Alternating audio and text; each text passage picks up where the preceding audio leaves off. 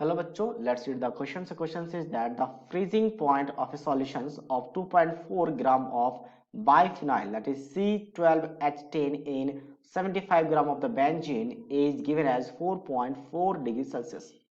Now, the normal freezing point of the benzene is 5.5 degrees Celsius.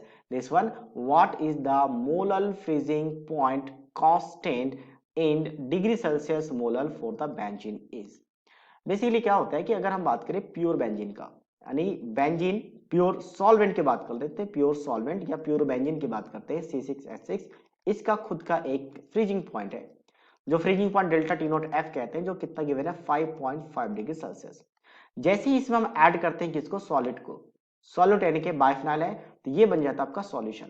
तो जैसे add करेंगे ये सॉल्यूशन बन जाएगा, तो उस सॉल्यूशन का फ्रीजिंग पॉइंट कम हो जाता है। कम होने का रीजन क्या है, कोई भी नॉन वोलेटाइल सॉलिड को जनरली जब ऐड करते हैं तो फ्रीजिंग पॉइंट भी डिक्रीज हो जाता है। जैसे आपका वाटर का फ्रीजिंग पॉइंट 0 डिग्री सेल्सियस है, उसमें अगर आप सॉल्ट ऐड करोगे, इन दैट मींस कि freezing point of the water will be decrease, जिसे कहते हैं डिप्रेशन इन फ्रीजिंग पॉइंट, और उसके लिए कांस्टेंट डिफाइन करते हैं जिसे कहते हैं मोलर फ्रीजिंग पॉइंट कांस्टेंट, वो हमें निकालना है।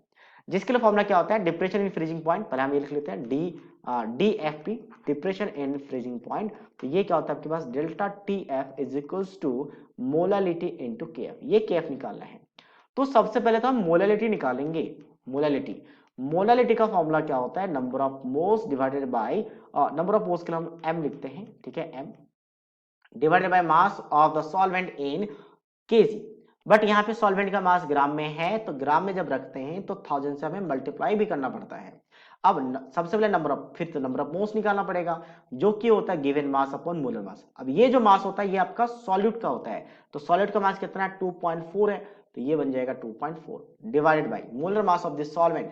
तो यहाँ पे कितना बन जाएगा आपके पास, सॉल्वेंट 12 कार्बन है, एक कार्बन का मास कितना होता है, 12 होता है, तो 12 के लिए अगर मल्टीप्लाई करेंगे 12 के साथ तो 144 हो जाएगा, और हाइड्रोजन के लिए 10, तो कितना बन जाएगा 154।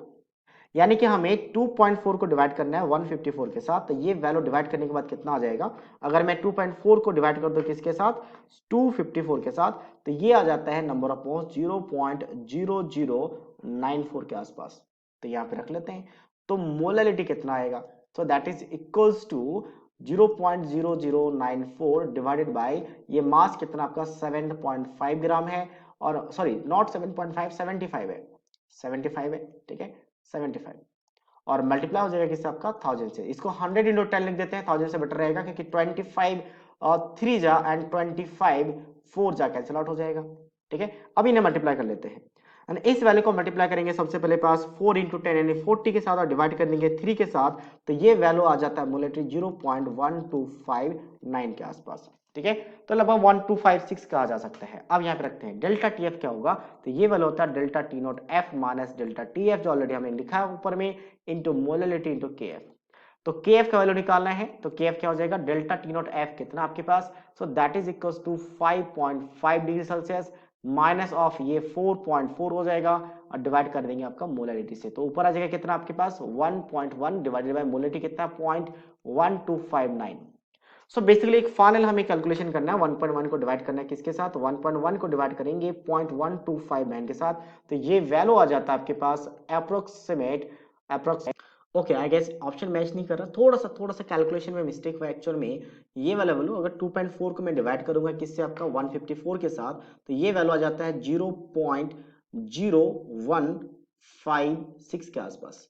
तो ये वैल्यू थोड़ा चेंज कर लेते हैं इसको, ठीक है, ये कितना आ गया 0.0156, यानी इस वैल्यू को आप मल्टीप्लाई करेंगे 0.0156 को किसके साथ 40 के साथ, और डिवाइड करेंगे किसके साथ आपका 3 के साथ, तो ये डिवाइड करने के बाद आ जाता है 1 पॉइंट, ठीक है। अगर डिवाइड करेंगे किससे आपका 3 के साथ, यानी कि सबसे पहले तो ये वैल्यू थोड़ा सा कैलकुलेशन चेंज आ जाएगा, ये वैल्यू आ जाएगा 0.208, ठीक है।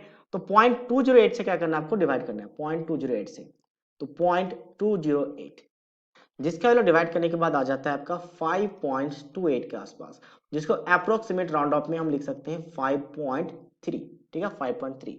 यूनिट क्या बन जाएगा, सेल्सियस पर मोलर, क्योंकि यहाँ पे दिख रहा है हमने सेल्सियस पे रखा था और नीचे मोलर है, तो सेल्सियस पर मोलर, जो कि ऑप्शन ए के साथ मैच कर रहा है, that means option A is the right answer of this question. So I hope you understood it well, all the best.